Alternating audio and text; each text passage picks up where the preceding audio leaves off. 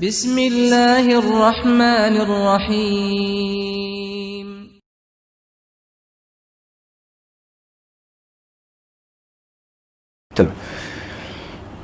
نحمدہ ونصلی علی رسولہ الکریم، اما بعد، اعوذ باللہ من الشیطان الرجیم، بسم اللہ الرحمن الرحیم۔ کہ یا ایھا الذین آمنوا لا تلہکم اموالکم ولا اولادکم عن ذکر اللہ ومن یفعل ذلک فاولئک ھم الخاسرون۔ کہ اے لوگو، ایمان والو، کہ لا تہلکم اموالکم ولا اولادکم عن ذکر اللہ، کہ تم کو کہیں ہلاک نہ کر دے یہ تمہارا مال اور تمہاری اولاد۔ کس چیز سے؟ کہ اللہ کے ذکر و اذکار سے کہیں تم کو غافل نہ کر دے۔ وَمَن يَفْعَلْ ذَلِكَ فَأُولَئِكَ هُمُ الْخَاسِرُونَ، کہ فرمایا کہ اگر جو شخص اس ذکر و اذکار سے غافل ہو جاتا ہے کہ وہی لوگ جو ہیں خسارہ پانے والوں میں سے۔ اب دیکھیں، ذکر و اذکار کی اتنی بڑی فضیلت ہے، مختصراً 2-4 منٹ کی بات، کہ اب ذکر و اذکار کی بات کی جائے تو لوگ بولتے ہیں سبحان اللہ، الحمدللہ، اللہ اکبر پڑھتے ہیں نماز کے بعد، یہ ہمارے ذکر و اذکار ہیں۔ نہیں، ذکر و اذکار سے مراد یہ ہے، کبھی کبھی ایسا ہوتا ہے کہ انسان کی جو لائف ہوتی ہے نا، اس کے اندر جو وہ سوچتا ہے اس کو مزاج کے مطابق کبھی کبھی چیز مل جاتی ہے، اور کبھی کبھی ایسا ہوتا ہے جو انسان سوچتا ہے نا اس کو مزاج سے ہٹ کے کوئی چیز مل جاتی ہے، اور کبھی کبھی ایسا ہوتا ہے کہ اللہ رب العالمین انسان کو روزی ایسی جگہ سے دے رہے ہوتے ہیں جہاں پہ اس کو وہم و گمان نہیں ہوتا۔ اب کیا ہے کہ جب کبھی بھی کسی بھی انسان کو کسی بھی صورت میں، کسی بھی شکل میں کوئی بھی چیز جب مزاج کے مطابق جب مل جائے تو اس کو کیا کرنا ہے؟ الحمدللہ پڑھنا ہے، اللہ کا شکر ادا کرنا ہے۔ دیکھیں، یہ آ گیا ذکر، یاد کیا۔ کیوں؟ جو سوچا کسی بھی صورت میں، کسی بھی شکل میں جو چیز تھی وہ مل گئی، فوراً ہم نے اس چیز کو سیو کرنا ہے۔ جب ہم الحمدللہ پڑھیں گے تو وہ ہماری نعمت سیو ہو جائے گی، ایک بات۔ دوسری چیز، جب مزاج سے ہٹ کے کوئی چیز ملے تو اس کے اوپر کیا کرنا ہے؟ جیسے اللہ رب العالمین قرآن میں فرما رہے ہیں اذا اصابتم مصیبت قالوا انا للہ وانا الیہ راجعون، کہ جب تم کو کوئی پریشانی یا مصیبت آن پہنچے تو تم نے کیا کرنا ہے؟ انا للہ وانا الیہ راجعون پڑھتے رہنا ہے۔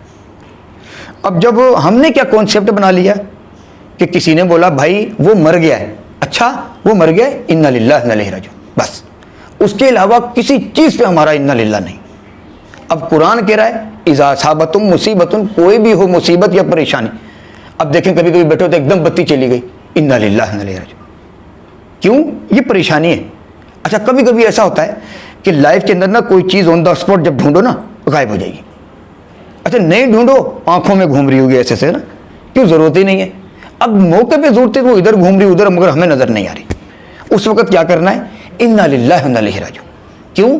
اللہ فرما رہے نا اذا اصابتم مصیبت، اب یہ ہم کو پریشانی ہے، مصیبت آئی، ڈسٹربنگ آئی ہے، اس میں جیسے ہی ہم اللہ کو یاد کریں گے، جیسے ہی ذکر و اذکار شروع کریں گے تو ہمارے معاملے میں آسانی ہوگی۔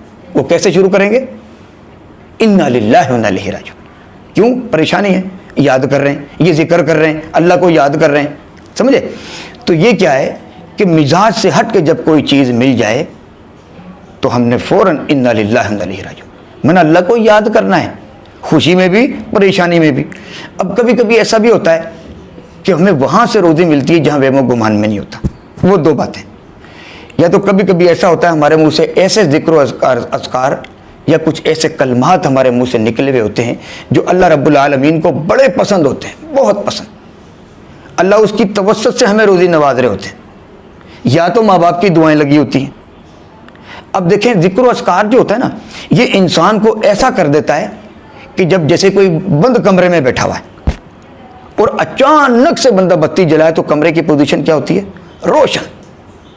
اب بندہ جب کوئی اس کو شیطانی، جیسے قرآن میں اللہ کیا فرما رہا ہے فَإِمَّا يَنزِغَنَّكَ نَزْغٌ مِّنَ الشَّيْطَانِ، کہ جب تم کو کوئی وسوسہ شیطان کی طرف سے آن پہنچے تو تم کیا کرو؟ فَاسْتَعِذْ بِاللَّهِ، فوراً تم اللہ سے پناہ مانگ لو، ورنہ ذکر و اذکار شروع کر دو۔ تو پھر کأنہم مبصرون، گویا کہ تم ایسے ہو جاتے ہو جب تم ذکر و اذکار کرتے ہو جیسے کہ ایک دم تمہاری آنکھیں کھل گئی، گویا کہ تم دیکھنے والے ہو گئے۔ یہ ذکر و اذکار کی پوزیشن ہے، یعنی یہ فضیلت ہے۔ اور آخری بات، جیسے موسیٰ علیہ السلام نا آپ کے علم میں اللہ رب العالمین سے باتیں کرتے تھے طور پہاڑ پہ جا کے، ایک دن پہنچ گئے، کہتے ہیں اللہ رب العالمین مجھے کچھ ایسا کلمہ بتایا جائے کہ جس کے پڑھنے سے میں آپ سے جو مانگوں مجھے مل جائے۔ اللہ رب العالمین نے فرمایا موسیٰ آپ لا الہ الا اللہ پڑھا کریں۔ موسیٰ علیہ السلام کہتے ہیں اللہ یہ تو ساری دنیا پڑھتی ہے، میرے لیے خصوصی کلمہ ہو۔ اللہ رب العالمین نے فرمایا موسیٰ 7 زمین آسمان ایک طرف اور لا الہ الا اللہ یہ کلمہ ایک طرف رکھ دے جائے، فرمایا یا موسیٰ یہ ساری کی ساری چیزیں جو ہے نا اس کلمے کا مقابلہ نہیں کر سکتی۔ مانا یہ ذکر و اذکار ہے۔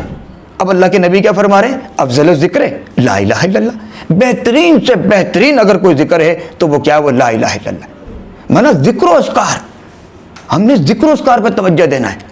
اب کبھی کبھی ایسا، اب جیسے آخری ایک اور بات اللہ کے نبی کیا فرما رہے ہیں؟ کلمتان حبیبتان الی الرحمن ثقیلتان فی المیزان سبحان اللہ و بحمدہ سبحان اللہ العظیم، کہ رحمان کو 2 کلمے بڑے پسند ہیں، ترازو کے اندر بڑے باری ہیں، زبان کے اوپر بہت ہلکے ہیں، یعنی بہت آسان ہیں، اور وہ کیا ہیں؟ سبحان اللہ و بحمدہ سبحان اللہ العظیم۔